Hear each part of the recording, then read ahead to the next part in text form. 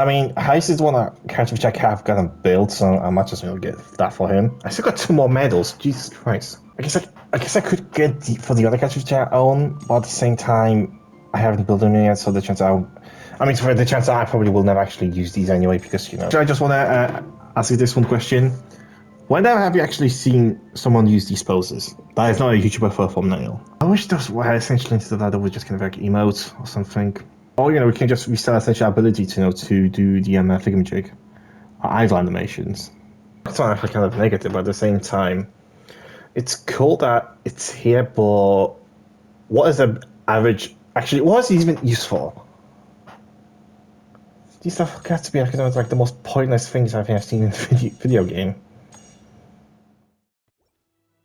Hello everybody, my name is Ike and welcome back to another commentary video. In today's video, I wanted to ask the question of what is the point of Thespian trick, or if you don't know, essentially the stuff you can exchange for the toy medals in the Imaginarium Theater. For all those of you who don't know, Thespian trick and Imaginarium Theater came out in 4.7 essentially when they announced a new endgame content, and with literally being literally the only other endgame content that Genshin essentially put out in ever since the game started. Obviously, the community was kind of happy about it, excited to actually see what the Imaginarium Theater bring us. And I can't speak for the community sure if they do like it right now or not, because I don't know essentially if that's something that is people consider to be better than a Spiral Abyss, or whether they consider to be same as Spiral Abyss.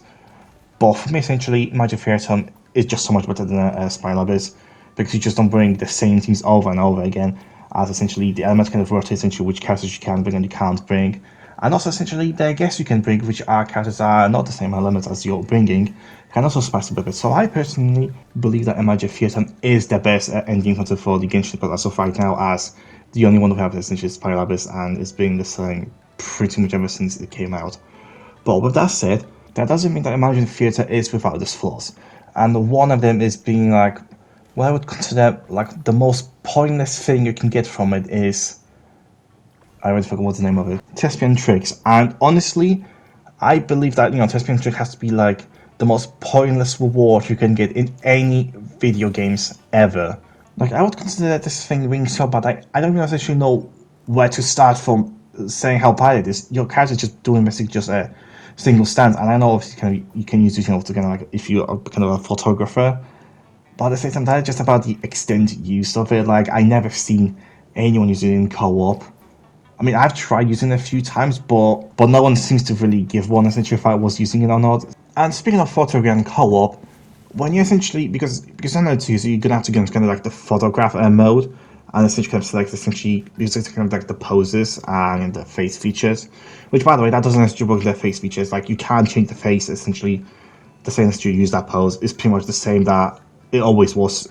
You can't, for example, make the character happy, sad, or whatever else they have expressions for. But also, you can't type in co-op, because whenever you're in a camera mode, you just kind of type essentially for other people. So if you're trying to kind of organize when people ask to take a specific photo, you have to get off the pose, tell them essentially what they need to be, then get off the pose, and then if something, for example, doesn't work, that you're gonna have to change the essentially place of a person. You have to get off the pose, message them, and then try that again, which just seems to be so much more effort than it actually needs to be. So even in the one job is just to kind of the pose for essentially for the other people to take screenshots for, they aren't even very good at doing that.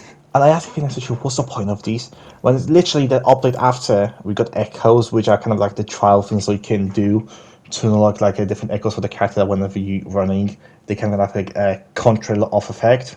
You don't even have to run, you can just walk and that will trigger your contrail, and it's kind of follow essentially as you walk.